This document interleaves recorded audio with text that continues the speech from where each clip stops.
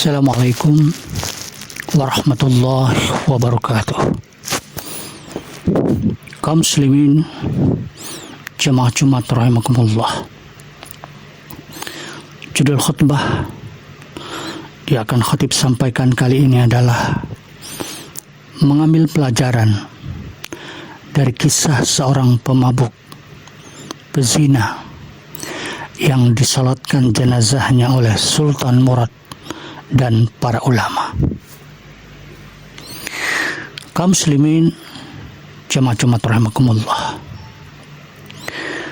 Dalam catatan buku harian Sultan Turki Murad IV, dia pernah menceritakan bahwa suatu malam dia mengajak pengawalnya menyamar seperti masyarakat biasa, jalan-jalan, belusukan, untuk melihat lebih dekat suasana malam di tengah-tengah masyarakatnya. Mereka pun pergi menelusuri jalan hingga ke lorong-lorong dan ke gang-gang yang sempit. Sampai suatu ketika di tengah perjalanan, mereka menemukan seorang laki-laki yang tergeletak di atas tanah. Sang Sultan memeriksa dan menggerak-gerakkan lelaki itu. Ternyata ia telah meninggal dunia. Namun anehnya, orang-orang yang lalu lalang di sekitarnya tak satu pun yang memperdulikannya. Sultan pun memanggil mereka, "Wahai kaum muslimin, mengapa orang ini meninggal tapi tak ada satu pun di antara kalian yang mau mengangkat jenazahnya? Siapa dia? Di mana keluarganya?" Mendengar pertanyaan Sultan ini, seorang warga mendekat dan berkata, "Orang ini fasik, Tuan, zindik, sampah masyarakat." Tapi kata Sultan, "Bukankah dia umat Nabi Muhammad? Ayo kita angkat jenazahnya, kita antar kepada keluarganya." Mereka pun membawa jenazah lelaki itu ke rumahnya. Ketika jenazah sudah sampai di rumah keluarganya, orang-orang itu pun langsung pergi meninggalkan Sultan dan pengawalnya di rumah duka. Ketika di rumah duka, sang istri menangis histeris setelah tahu suaminya meninggal dunia. Dalam tangisan sang istri, dia berkata, "Semoga Allah merahmatimu, wahai wali Allah, dan aku bersaksi bahwa engkau adalah orang yang soleh."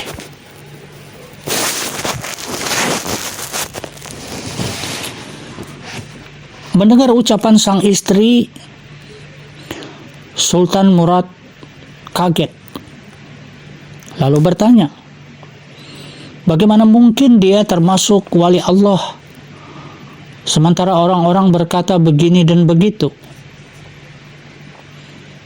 sampai mereka tidak peduli dengan kematiannya. Sang istri menjawab, "Sudah kuduga, pasti akan begini kejadiannya. Tuan, suami saya memang setiap malam minggu pergi ke toko minuman keras dan membelinya sebanyak yang bisa dia bawa. Lalu minuman keras itu dia bawa ke rumah dan dia buang isinya minuman keras itu ke toilet. Lalu dia berkata, Alhamdulillah, malam ini aku telah mengurangi dosa kaum muslimin dari meminum minuman keras. Suami saya juga selalu menemui para pelacur dan memberikan sejumlah uang kepada mereka. Lalu dia berkata, "Kalian semua malam ini dalam pembayaranku, maka tutuplah pintu kamar kalian sampai besok pagi." Setelah sampai ke rumah, suami saya berkata, "Alhamdulillah, malam ini aku telah meringankan dosa para pelacur itu dan para pemuda Islam dari berzina." Bagi masyarakat di sekitar sini, taunya suami saya sering membeli minuman keras dan sering ke tempat pelacuran, dan mereka tidak tahu cerita sebenarnya. Suatu ketika aku pernah berkata kepada suamiku, "Wahai suamiku, kalau begini keadaannya, jika engkau meninggal dunia, nanti tidak akan ada orang yang mengurus jenazahmu." Mendengar perkataanku ini, suamiku dengan tersenyum berkata, "Tidak usah khawatir, wahai istriku.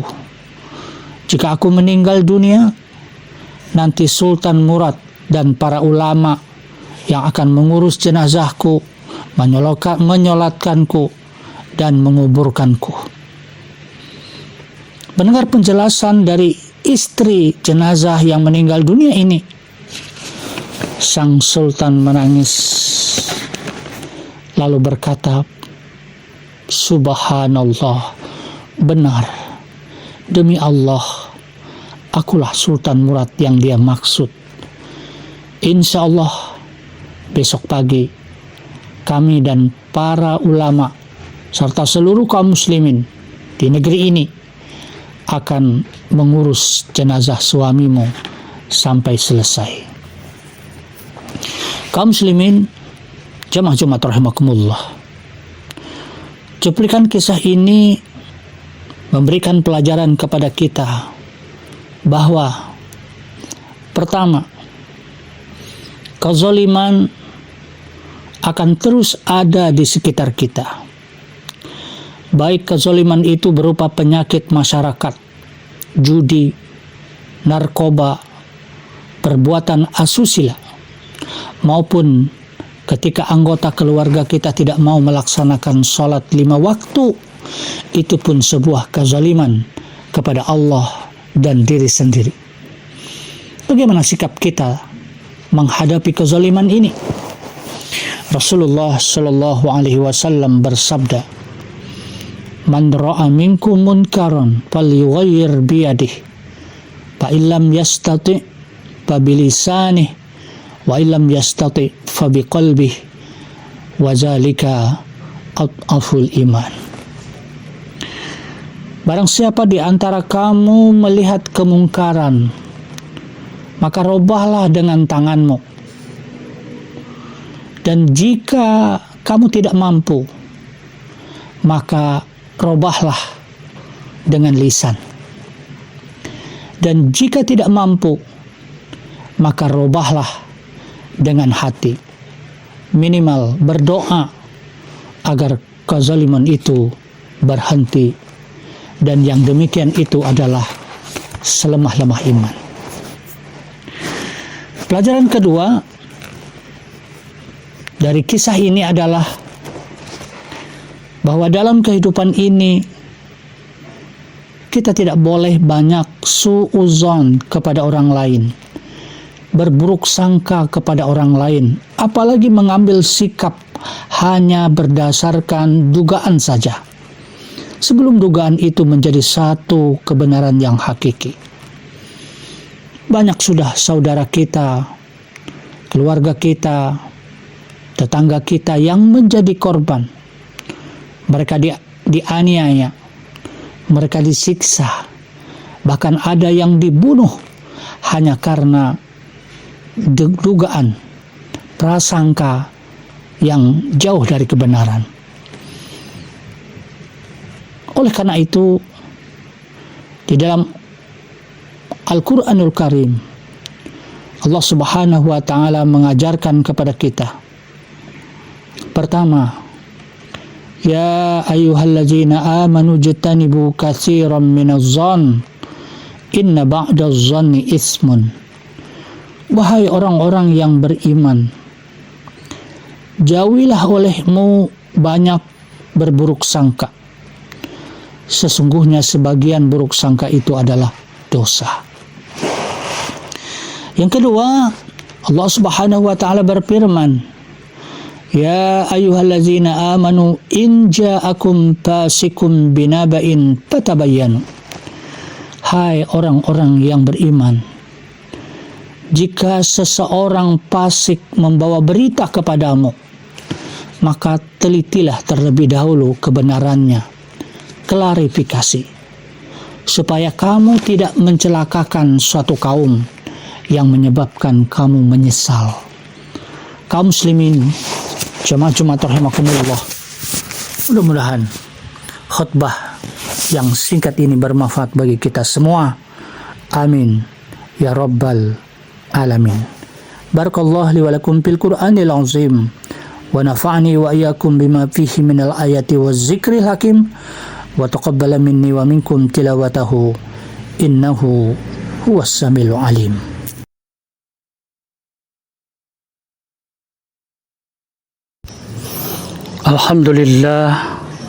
Alhamdulillahillazi amarna bittaqwa.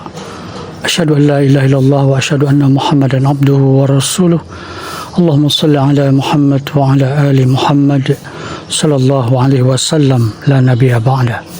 Amma ba'du fa ya ayyuhal muslimun ittaqullaha haqqa tuqatih wa la tamutunna illa wa antum muslimun.